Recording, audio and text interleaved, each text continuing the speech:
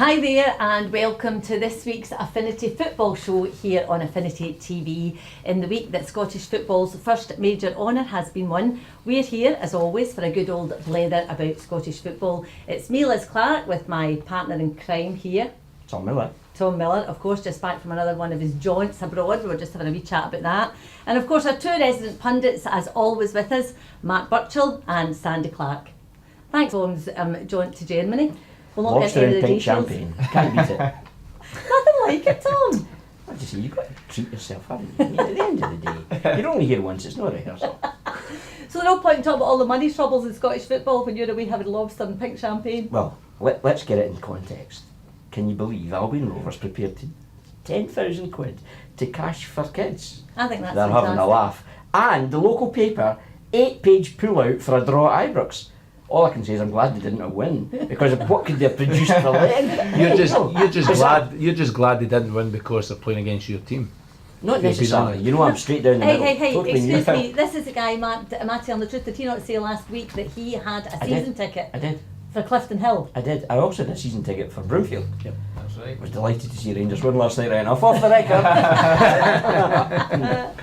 I just mentioned that actually. We're getting to that end of the season, aren't we? Or is it earlier than normal? First major honour in Scottish football. It's a little bit early. You know, no one's really surprised that Rangers have won the league at this time, but and they certainly deserve to do it. There's been a lot of criticism flying around, but you know, Alan McCoy's, when you look at him and his group of players and his staff, they'll be looking and saying, we have still got the chance of winning an absolutely brilliant season. They've won the league, everybody expected it, but Mark will tell you in football, you've still got to go and do the job, and they're in potentially close to a semi-final Scottish Cup, Ramsden's Cup final. The one downside is going to be the result at Forfar from the start of the season, but if they get to the semi-final, win the Ramsden's Cup, win the league, nobody can say anything other than it's been a successful season.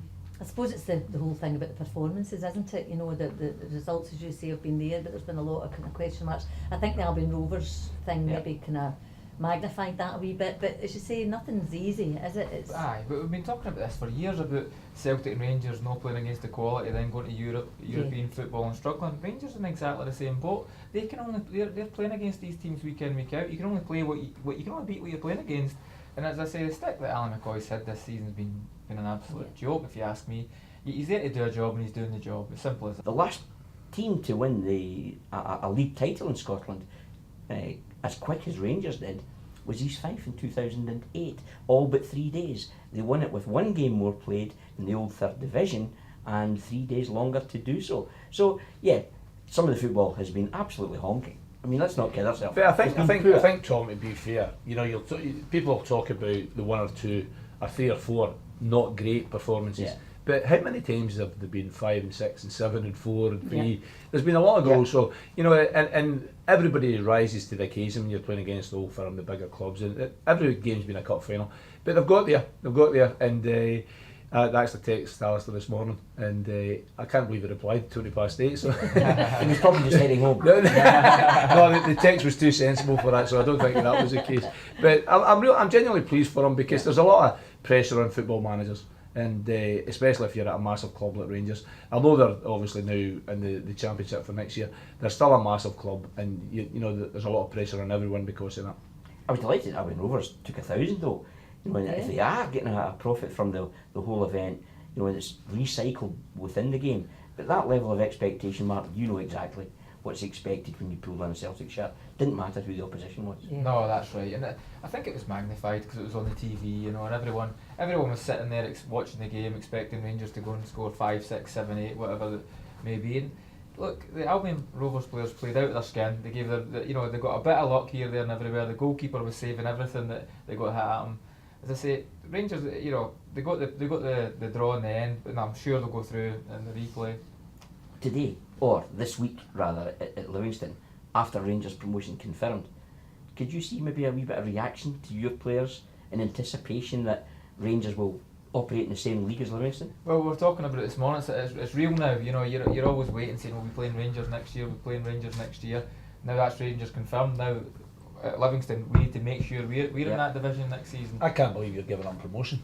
I was trying just to going get to the say players that. to get the Premier No, League. of course you are. I'm telling John McGlynn on you. Well, No, you- I you- said whether we joined today. It's not a for that bad very second time. prize. It's not a bad second Absolutely. prize. Yeah, Blaming your absolutely. 3 points off the The playoffs or something just down, Mark. But I think realistically, as you're saying, you know, the teams that are in that division, who's it going to be if it's Dundee that are promoted? The rest of the teams there, what a division it's going to be. That's you know, you're right. looking at Hearts, Yeah, although yeah. that's not confirmed either. But every possibility that Hearts will be there, Rangers are I think there. it will be. Can you imagine the attendances? Yeah, that's right. It's a brilliant second prize.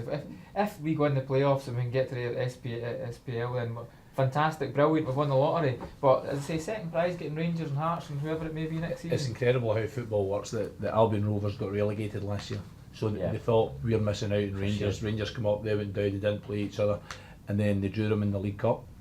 And I don't know what the crowd was at Ramsden's, Livingston. yeah. Ramsden's Cup was it? Ramsden's Cup Sorry, was, started Yeah. the season, played at Livingston, and then they've managed. They've done really well, beating Motherwell, beating Stennis Spear, who's the team above them in the last round of the cup as well. And then when you look at the game at Ibrox, getting the draw is perfect for them, live on TV. Yeah. The replay, going to Douglas Park, I don't know what the crowd will be there, 5, 6, 7,000 anyway. Yeah. Live on Monday TV, night. 60, 70,000 pounds. And I wasn't laughing at the Albion Rovers team, that's wrong, but they're going to redevelop Clifton Hill. They need to win the lottery, I think, to redevelop Clifton Hill. But it's great on. I hope personally they do it on the pitch. You know, redevelop their pitch at Clifton Hill. Well, I heard because they're it's- actually going to put benches on the hill. Oh, that's the biggest crowd. I mean, I went to Over the school in wall. Coatbridge, you know, you've looked at that. That's that a stadium. rarity in Oh, itself. Most under 16s at Coatbridge didn't bother going to school. I didn't live in Coatbridge, I just went to school there.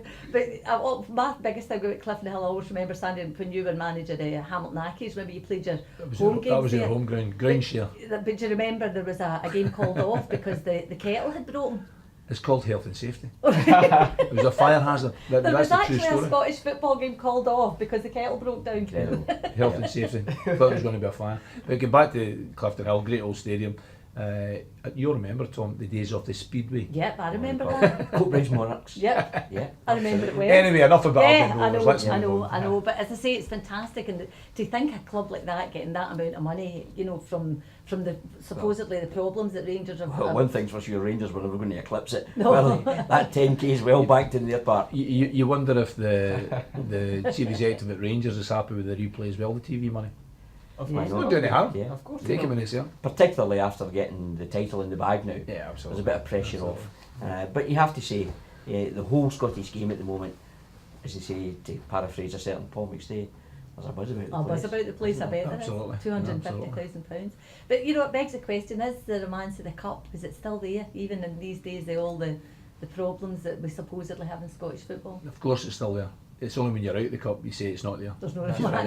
There's no romance when you're for everyone else, and Albion Rovers are a fairy tale story as far as that goes. It's been an incredible, cup run for them. But you take Aberdeen, as well, going into the League Cup final on Sunday, and it's their first cup final I think for 14 years, and they've almost 40,000 going to They Celtic asked for Park. more as well. They asked for more tickets as well. Incredible. Yeah. So you talk about The romance cup. of the cup. That answers your question. We'll Without talk doubt, about it's still that there. game, and we're having a wee look ahead to the games. But just to quickly, yourselves' involvement, is there a game sticks out for you, Mark, that you were involved in that there was a major shock or anything or a romantic thing that happened to you in the cup? And I mean on the field. I've been involved in a few, but I think I played in Infamous. I think I told you in an earlier show. I played in the Inverness Cali beating Celtic 3-1. I scored that night. Well, that's one thing for it. But Tell us about Eric Black that night. What just happened? well, I say That's a Dory story. Tell him nothing, Mark. Tell him Because nothing. I don't I think want to Eric hear it, punches I away want a to wet hear it. paper bag. But he went nose to nose, allegedly. Mark Viduka and Eric With Black Viduka. went nose Yeah. to nose in the dressing Yeah. room with another 10 in between, and Eric Black was shouting the odds, but I think he knew he was never going to get there. Yeah. If you know what I mean. As you know, Mark, in football, that's not Nah, unusual. No, it's not unusual. I've seen it a million times, and I'm a coach and probably a manager in the future, and I'd imagine I'll see it again. You it's ever one of lost it these things. yourself? Have you ever said, okay, let's go outside and get this sorted out then? Not particularly, no. As I say, I've seen it loads of times with players and managers and coaches, but not myself. I'm not that type, if I'm honest. Never punched anybody. Never punched them. Neither have I. Certainly yet. What, is that the day you're talking about? No, this week anyway. Not as a coach or a manager. As a player, there was a few, but never mind. I think I'm the one that gets away with punching you. And that was teammates, but never mind. The all for the right reason, of course, and all to make your team better. I'm just thinking too, Tom, that must be the sub-editor. That was the Super Cali Go ballistic. Celtic were atrocious. It was That's sensational, right. wasn't it? I mean, Yeah, it really was he'll be in the clever from the Caribbean or start. Was that you who Yeah. came up with that? It wasn't actually, no. He's pink champagne and lobster. That's Yeah, what he was. Absolutely. He's I think mother put me in. the cup, one terrifying cup game for me was when it was at Hearts, and we were a decent team. We played at Brecon, and we're losing 1-0, and we equalised in the last minute to keep us in the cup, and it was what a relief, honestly. I remember Alan O'Donnell, the manager at the time, I hadn't joined Hearts for too long, went absolutely mad. And you talk about being frightened. Mark the Duke that you're talking about is a big lad and quite scary because of his size. Alan O'Donnell is a fiery wee Glasgow punter, and he is terrifying when he starts, because he really goes at it. Of And course. we seen it that day. We managed to get a draw, thankfully, and the replay was every bit as bad. We sneaked it 1-0 at Tynecastle against Brecon at a time when Hearts were going well. Yeah. Alec MacDonald was co-manager for a spell with Sandy Jardine. Sandy I think Jardine, yeah. two polar opposites, probably. Yeah, I had the great pleasure of working under them, and we spoke about managers before, and Alex up there is one of the best I've worked with. And Sandy was completely opposite. He had to keep a rein on, keep him kind of settled down at times. But Sandy Jardine was, apart from being a brilliant player, was a magnificent kind of foil for Alec. Kept the two of them worked really well together. He's still struggling a bit through health, Yeah. Sandy, at the moment, but we certainly wish him well. A real, true, Yeah, fantastic ambassador for the Scottish game. over the football, years. yeah, absolutely. Yeah, absolutely. Well, we're going to be looking ahead, as always, here on Affinity Football to the upcoming week. Later in the show, because we cover all aspects of football here on the Affinity Football Show, we'll be joined on the couch by the manager of Faulthouse Juniors, Davy Cowan. He'll be with us later to chat all Faulthouse. about the latest. Faulthouse. Faulthouse. Davy will be with us later. But stay with us, because more to come from our pundits and Tom and myself about all the games coming up this weekend.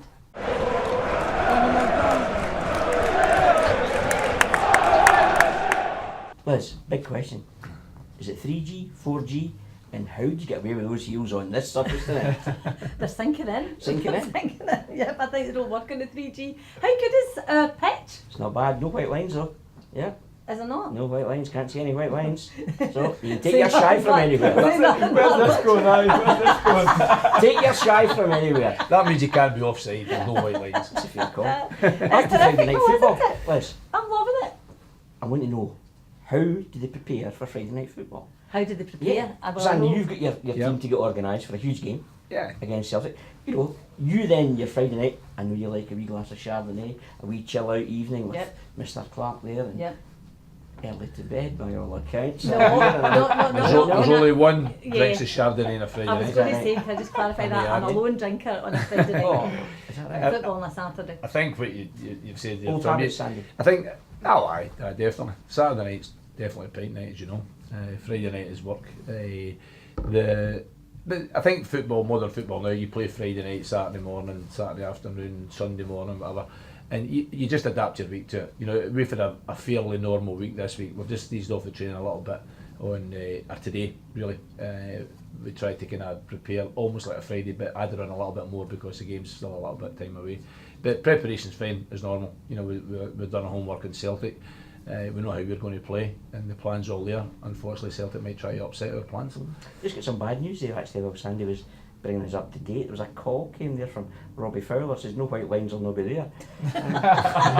They are good teams. But Virgil van Dijk, who's a top player for Celtic, he's suspended. Well, his agent thinks he is anyway, doesn't he? Well, yes, he is. If Yes, you watch yes, him playing, he's a player. What was his accent like in Mary Poppins? Chim chimney, chim chimney, chim chim chiroo. He did stay on time though. Yeah, He did. Well done. yeah. But we're looking forward to the game. And Mark's Wait, been agent the folk that watch this, because that's gone right over my head. Below we touched on potential for playoffs, but are people getting a wee bit anxious, Mark? I think there was one or two unsavoury scenes last week when Lewis made the short journey to Falkirk. Hamilton, Dundee in the mix against you two clubs this weekend, and then the prizes are huge. We've touched on it.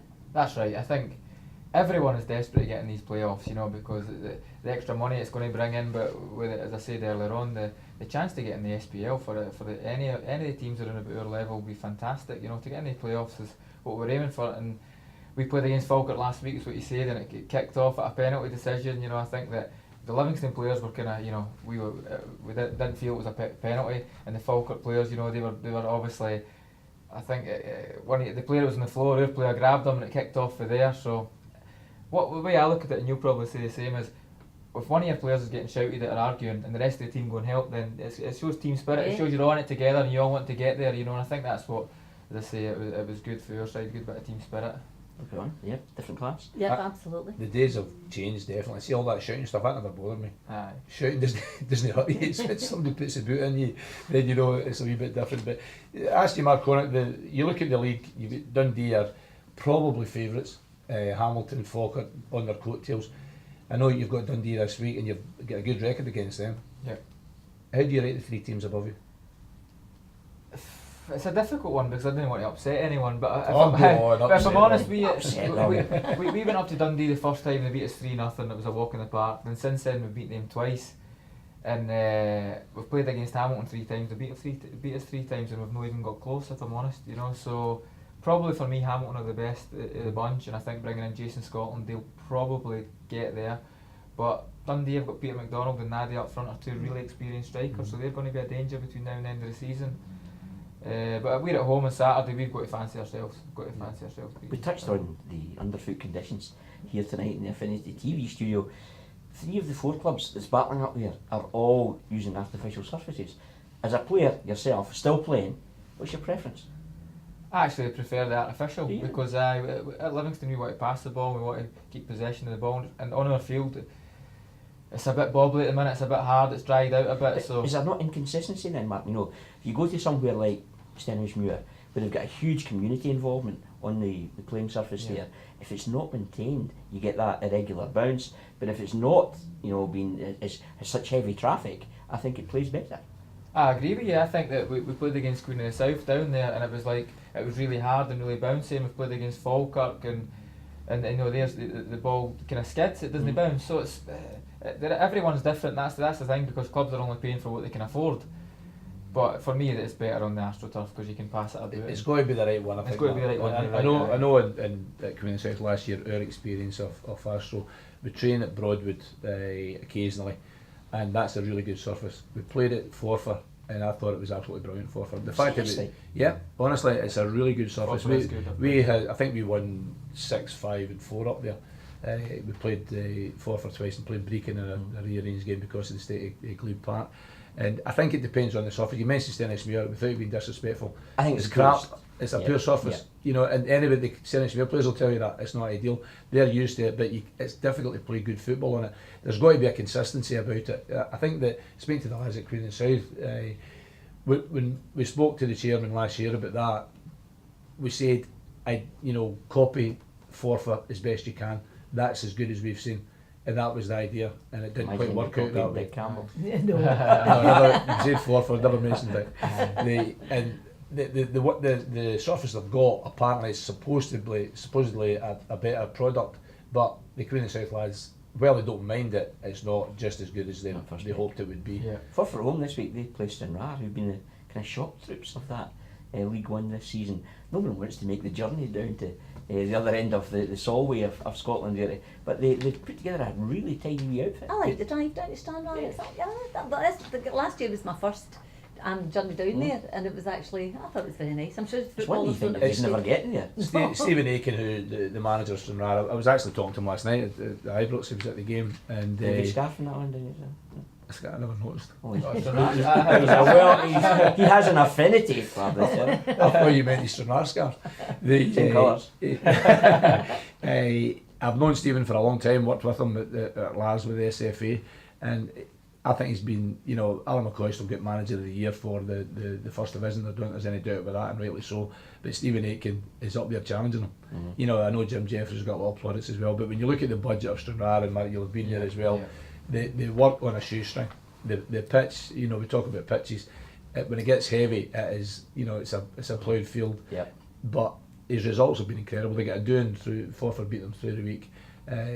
And that's unusual for them because they've had a really, really top class season, and Stephen's done exceptionally well. Again, with that part-time element of having to travel wherever you are, put a shift in and then get up to Forfar. The Stranraer boys are nearly all Glasgow. That's true. So they've got the same Yeah. journey most of the time, Yeah. so it's a bit of a fallacy. It was Ayr United one last week, wasn't it? Was that not a bit of a shock? The Ayr United beat them 5-0 Yeah, and yeah. Forfar beat them midweek, but Yeah, there right, are a couple of hiccups. But when you look at their season, they're up challenging for playoffs, and for Yeah. Stranraer to be doing that again, go back to last season we came in the south, they were toiling at the bottom end of the league. Changed the manager, Stephen came in, and it's been all upwards since then. He's done a really good He's job. one of the guys that everyone's talking about in football. Next hot ticket Yeah, for, yeah, for a yeah. bigger job. Yeah, definitely. I think he's done. You look at his budget, as Sandy says, you look at his budget, and to be there in the league is fantastic. I tell you the worst thing, he works with a committee, Yes. so he's only got about 25 to keep happy. Yeah. Normally you've only one to worry about when you've got Yeah. 25 or so, maybe And I not have quite to say, one of 25. those on the committee, we met last Yeah. year on holiday Yeah. and have sort of kept a relationship with them. And I mean, the passion they've got for that club's incredible, isn't it? Yeah, but it's like, you know, every club in Scotland, we're going to talk about the you know, Falkirk's one of the junior clubs locally in a few minutes. They've all got their hardcore, you know, whether that's 10 people, 20 people, 100 people or 10,000 people, the hardcore back them 100% and they won't change for anything. That's the romance of football that we spoke about earlier. Yeah. Yeah, I spoke to Gary Boland just while we were in that division at Ibrox, and he said, you know, Saturday against Arbroath is much bigger Yeah. for Airdrie as a football club than Yeah. the Rangers Yeah. game was. And, you know, down the bottom end of that League One East, Fife's been dragged into it as well. It's a choose your weapons job if I've ever seen it. Absolutely. No, it really is. It's the same everywhere. You know, when you've got small leagues, you're very seldom in no man's land. You're either trying to challenge at the top end, you're in the basement battle. One of the two, and obviously it's better to be in the top end of it. But Airdrie had a really poor season at the start of the season, and Gary's a player, a person I know well as well. And I looked at the size of him and the dugout at Ibrox last night, and I tell you what, it's not been champion. He's been on. You on the remember bikes. Uncle Is Festa? that right? Aye. Uncle Festa Aye. doesn't look like him at all. I'm only saying that because he's not here when he says me, he'll slaughter me. Absolutely. But he looks a little bit on the heavy side, put it that way. So Quick dip into the division below. Jim Duffy's got Clyde timing the run quite well at the moment, you would have to say. As you say, you tend to train there, good surface. Potentially a big club, Clyde. well, you know, it's one of those excuse me, one of the kind of strange setups that they play at Broadwood, which is a brilliant pitch and it's a great stadium, but they don't own it, they rent it, so they're only there on a match day, and they've got to go and train elsewhere because of costs, etc. And other clubs that have got a foothold in the Broadwood Stadium. So Jim has it's difficult. Like all part-time clubs, you, I don't know if you've been in the situation, Mark, but No. when you're part-time and it comes to winter time, where do you train? Where's the lights? Yeah. What can you afford? What facilities have you got? Have you got balls? Have you got bibs? Can your players get there? Are they working overtime? Whatever it takes. There's a minefield of problems for part-time It's managers. an interesting term you used there, actually. If you've got cojones, and John Hughes wants his players to have cojones on Sunday for the League Cup final. It must be a flag day in Aberdeen's all I can suggest if there's 40,000 exiting the city to head south. But the mind games have already started. Can you pick a winner, Mark? Can you pick a winner between them?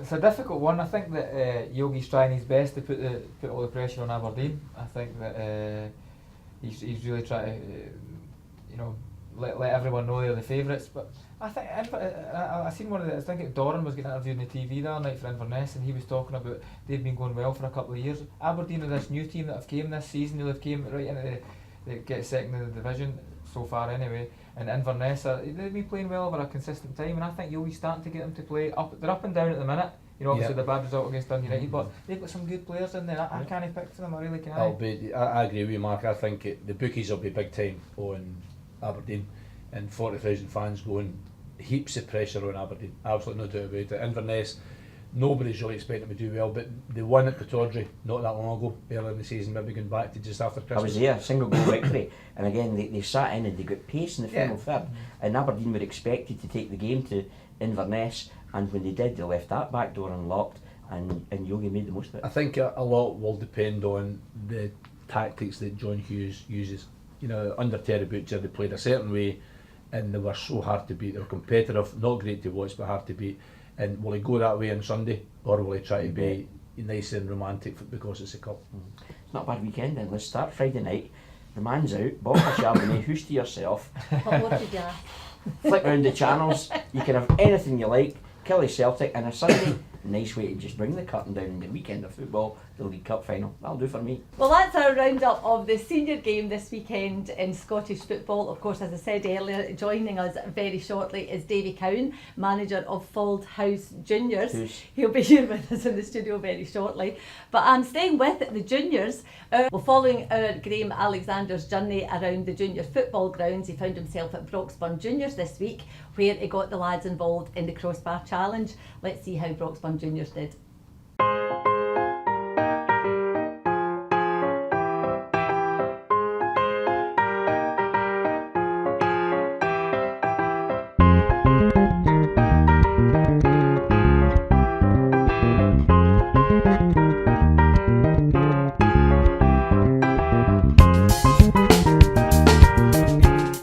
Really, goalkeeper. To say a wee bit word to my wife. Love you, Fiona.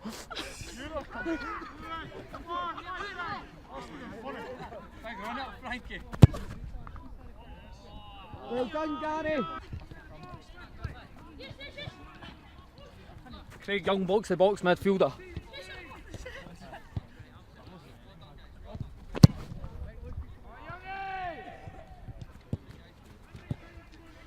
Gary Mealy, best eyebrows at the club.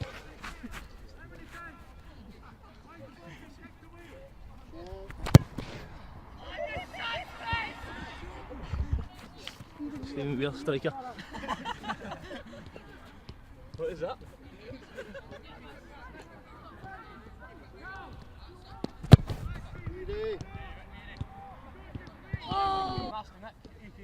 Robbie Manson, goal scorer. Goal scorer.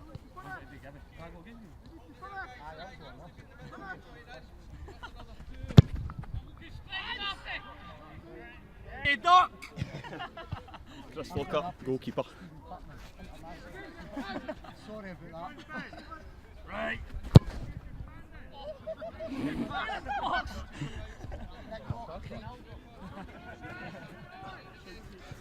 Nick Locke, utility man.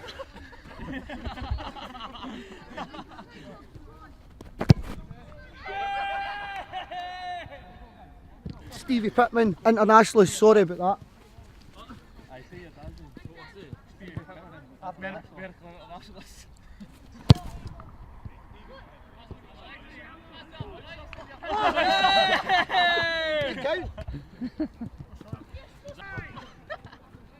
Scott Pittman, solid. Oh, hey! Hey! Hey! Hey! Hey! Hey! Go!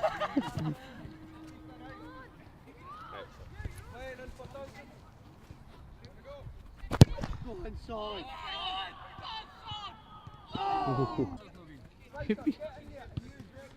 Brian Fairbairn, midfielder. Peanut ready.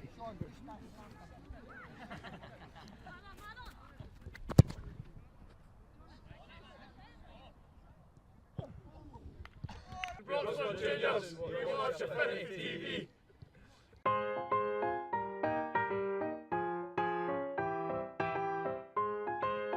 That has to be a first. Somebody in Broxburn doesn't hit a bar. Lounge bar, public bar, it would have made an absolute impact. Not Crossbar. Good effort, sir. Oh, hard luck, Broxburn Juniors, not one of them. Yeah, well, It's the a big bar's been pitch. set. It's a big pitch, isn't it? It is, we'll give them that. I don't know about you.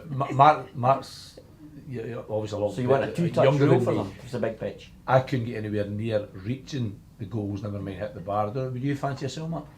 No. I think you'd be alright. That left peg of yours. Aye, maybe. I can't believe it's as difficult as it, you know what I mean, for players. You know, I don't know. I mean, I'm obviously not a player. Well, but I try just- Right, no, well, these stilettos won't. It's certainly entertaining, and I do enjoy watching it, and you can see how the players enjoy being part of it as well. It really is a bit of fun and brings something different to Yep. the Affinity Football Show. Of course, the junior football is very important to us, and delighted to say we are joined now on the Affinity Football Show couch by the manager of Fald House Who's? Juniors, Davy Cowan. Thanks very much for joining us, No Davy. problem, thanks. In Thanks for between inviting Mark and Sandy there, I don't know if this is the way we normally spend our evening. I'm not sure about that. Don't know how comfortable I am with that one. Dave, I'm just looking at you're different from Mark and I with our teams. I'm looking at your league table. You're top of the league, so that makes you a wee bit unique sitting here. Yeah. How's things going for you? Things are going really well just now, Sandy. started off, we obviously got promoted last year for the lower league, and we came up. First 3 games we drew 2 and lost 1, and I thought we've got a massive challenge going on here. But the boys put together a great run, and we've done really well. 1 or 2 hiccups along the way, but you know, we're looking good, and we're enjoying our time in the Premier. It's you know, the league position, it looks great. Obviously there's still a lot of work to be done. 8 games left. 8 games left, yeah. How many do you need to win then? 5 or 6? I think 6 would probably take us up, definitely. Brilliant, good. So It says a lot for yourself and your team. Obviously, you know, the regional league last year, as you said, you got promotion. You probably wanted just to establish yourself this year. Are you punching above your weight a little bit then? I think when we first went into the league, it was about consolidation and staying in the league. That was definitely the focus. I think after those first few games that we've seen, we realised that we're in with a shout here. We've got as good a squad as MD would kind of came up against, and Right. you know, and to be fair, the boys have done really well. Probably suited us a bit better in this league as well. We can play a bit more football. We like to play the ball out for the back, and that's definitely suited us. It's sort of punching with your weight to a degree. Was it easier to bring players in the last close season in the knowledge you were a division up, and perhaps next season again, if you can make the next step again, the quality of player accessible to Faldhouse House? No, I want to be clear that. I want to be clear that first. Is it One at a Faldhouse or Faldhouse? Thank you. If you're local, it's definitely Faldhouse. Definitely Faldhouse. Or if you're from Armadale, it's Fald semi-detached. Sorry, David. I've actually spent maybe a lot of time at your ground over the years. Andrew Cooper, my nephew, played a long time at Faldhouse, and my brother-in-law Alec will serve you a wee beer here and there in the bar. Short measures. No, you're all right. Sound. You've got decent facilities. You know, the changing rooms. I think there was a grant to do with boxing a wee back that created that situation. Yeah. And my memory of the pitch, it was okay. Decent surface as well. The pitch this season's been the best I've ever seen it. Brilliant. Absolutely out of this world. You know, and the groundsman, Big Leachy, that goes and does it in his spare time. Absolutely fantastic. He's got it. It's like a bowling green for us. What's your own history in the game then, David? Just bring us up to speed there with what you. When I was a young boy, I was down at Ipswich. Bobby Robson kind of signed me for school. I was down there for a while, and then moved to Colchester. Came back up to Scotland, homesick. Done the usual tour that you do, the lower league clubs, and then I played junior football for 12 years. It's a labour of love, clearly. Definitely. Who did you play with? Juniors? Petershill was the main one. Right. Played with Petershill for a long time there. So are you from the west? From the west, from Glasgow originally, yes. Right, good. So, good. From Glasgow. So And Petershill, they were always a big junior club, weren't they? always big expectations for it as well. It was always some good rivalry when Auchinleck were doing so well in the Scottish. There's always some good. Kate Eady used to do the reporting in those fixtures. What about your own squad? Have you got any good young players that have got a chance? I think we've got a few young players, but it's funny talking about close season, moving up to a bigger league and a better standard. We never brought too many players in, to be honest with what we had. We brought probably 2 or 3 younger guys in. Young boy Ross Donnelly, absolutely fantastic player. We brought him in for Airdrie. Striker. That's I'm phoning him now. He can play up front or just off in the centre of the park, but the boys, he knows the game so well for a young lad, puts his body in the right positions, and he's scoring goals. So he's actually came onto form at the right time. He's come in, he's hitting some top forms. Have you got a young squad? Relatively young squad. At Sandy would probably remember when I first took over, we had quite a lot of ageing players in that point, and Big Andy had done his 10 years there as well, and Dell, who played at Sweeper with him, the oldest back four in any league in the world, I think, at one point, with Gary Cunningham and boys like that as well. Yeah, I remember him well. So we had to make some Is this your first managerial appointment then, David? Well, no, I've been in at Hearts. I was in at Hearts doing under 17s for 5-6 years, and then I moved up to help Darren Murray with the 19s, and had a short spell with Shabba Laszlo in the reserves, would you believe? And at that point, which was very interesting. Very interesting.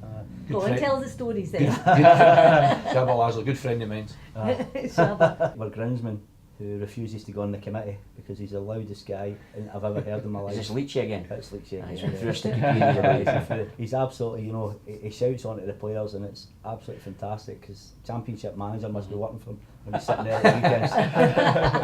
He's got all the answers. He's got the answers, definitely. Well done, Leachy. And just before you go, David, we're going to be chatting to our 2 resident pundits there about the sort of wildest, biggest personalities I've ever played with, and your time in the game, senior and junior. Is there somebody you could pick out? Chick Charnley, Right. Absolutely no doubt about Enough that. said. I don't even Enough think we need an said. You don't explanation need- there, do we? Well, Davey, thanks very much for coming in and having a chat with Thanks us for having here. me. Stay with us though, because we've heard who Davey's biggest personality was. We're just about to have a word with Mark and Sandy and find out some of the secrets from the dressing room from their pasts. Can't wait. Characters. The game's full, and it was great how Davey related to the groundsman come absolute fanatic, fall to his house involvement. From one part, we were just chatting there, but while we were watching some of the footage from the crossbar challenge, one thing that sticks in my memory, an old pal of mine, who's out of the game at the moment, John Brown, bomber, mad as a brush. Playing with Dundee, they went down to Capello, if memory serves me correct. Midweek match, they win 5-2. It's the only time I've seen a player leave the field of play to go to the loo. I watched them. I thought, oh, Biggin's pulled a hammy. So he's off, and you know Capello, that old sort of stand, you can't quite see down to the technical area whether he's been treated or whatever. So for the moment, Dundee are down to 10 men and no sign of John Brown. 5 minutes later, he comes trotting back out of the tunnel. I'm thinking, he's maybe got the heat shorts or a bit of strapping on the thigh or whatever, and it looks. There's a roll of Andrex. No. Seriously, a roll of Andrex out the back of the shorts. I'm not, I kid you not. So that's a load of crap. And he's doing the Morecambe and Wise dance as he come back on. And I saw him after the game, and I said, what was that all about? So he says, Diane made a curry last night. I could wait no longer. He's actually left the field of play for the obvious, fully away 10 minutes, and came back on and didn't think twice about it. Would that happen nowadays in the modern game? Do you know something that Actually, that's has it happened, has yeah. happened? Do you know, yet somebody, I think we're going to be talking about personalities, and somebody that I think you're going to mention the same thing happened. You've heard this? No way. I think it's actually happened that, just through pure necessity, but maybe not for 10 minutes. 2 minutes. Well, maybe because you took your daily record in with him. But how does that work? How does the referee allow that? I think at referees nowadays you would maybe say if you had to go quickly, they've got the right to book you, but if you explain to them on the way off, fourth official linesman, by the way, I need to go to the toilet. But I think you can leave Common sense, they don't get booked. Aye. But you can't come back on without their permission. That's right. So Yeah, that's it's like an injury, isn't it? And they washed their hands, of course, that's Of course. all. I'd like to think so. Right, I don't like all this toilet talk. So- What we're talking about were characters. Oh, that's character. The game's full of characters. Mark will have some. I've got some that come to mind. Like Justin Fashanu, I signed at Hearts. Obviously, come out as being gay as a footballer, and Justin was the life and soul. He was, women adored him because he looked so good with all of the oil on him and dressed to the 90s. Spent a bit of money. I hope you're talking about in the dressing room he was like this, in company, not in a one-to-one. He looked great with the oil on him and all that. Oil up. But that's what I mean about being a character. He would laugh at that situation, and he would go absolutely, because he was a character. He was a brilliant guy. Sadly his life ended in a bad way. Everybody just loved him. An absolute character. You found him hard to dislike, and you come across them. Jose Quitongo. He's the other one I'm talking about. I'm not going back to the toilet talk, but he was the other one that occurred. Yes. See, his son's playing for Scotland under 17. Yeah. Yes, doing very, very well. Yeah. Jose, a character to I say. think he's called Hose B. No. But definitely another character that the way he would dress coming into training, the way he would react when things were said, and just his own interpretation of things, which sometimes he got wrong, not understanding the language when he came to your country first. But an absolute character, you couldn't dislike him. Yeah. He made you laugh all the time. And talk about make you laugh. The last one I'll go Mark with a few was Momo Silla, who had signed at St Johnstone, for St Johnstone, and sold to Celtic for 750 grand. So it was a major bonus from St Johnstone's point of view. But Momo was, just would take the huff, would disappear back to France, to Paris, whenever it suited him, and he would do this on a fairly regular basis. And I would come and go with him quite a bit, because he was, you could understand the reasons he was doing it at times. But on one occasion, I let him go for 2 days. He decided to make it 4 days, and he come back, and I took him, as far as I could, by slaughtering him, fined him 2 weeks' wages, dragged him down as low as I could, unprofessional, let me down, all the rest of it. really hammered into him. Did it affect, just instead, did it affect your whole build-up to the game? No, it was the start of the week, so it wasn't a massive issue, but you've got to deal with it. Mark knows you've got I've to lost deal 2 with it. days over a weekend, right enough, but I never lost. But I've given Momo such a hard time, and he produces this bag and goes, here's a present for you, here's a present for Liz, here's a present for the Louis kids. Vuitton? No. I hope you enjoy it. And you know, you've hammered him, you've cost him a fortune in I wages, know. and he comes back with that, and then he smiles. And you know, he's one of those guys, you either loved him or you loathed him. No, but And he was just one of the nicest guys I've ever met. He was lovely, Momo. If he walked in here now, he would be, you know, Were you the life and excited when he soul. was there, Mark? No, I wasn't. He came No. after me. So your missus didn't get a bag? No. What about you, Mark? Who's I've I bet you've come across a few. I've played with a few over the years. I think just touch on like Jimmy Bullard. I was at Wigan with him. He was just life and soul. What you were saying about fashion, it was crazy, just constantly. But even to the extent where during training sessions, during the passing routines, shooting routines, he was always doing ridiculous things. You know, he was always, you know, maybe somebody would take a shot over the bar and he'd be crawling round behind the goal. Just one of the guys, you know. He was always just doing something crazy. But he was a really good way. It was great for the squad. But I think I played with Sean Derry. He's now the Notts County manager. I played with him at Portsmouth. And at that time, 10, 12 years ago, Sandy will tell you, you used to have loads of nights out. That's the way it was, a football player. You played football, you had a night out. And this guy was one of the maddest guys you've ever seen that night out. He was the first guy that I seen doing naked press-ups in the middle of a nightclub. No. But not even saying to the rest of the guys, I'm going to do this. Just doing it. And we were like, where's Desert? Oh, there he's there on the floor. So, oh, he was just one of the guys. It's harmless, isn't it? It is, in the it right is. situation.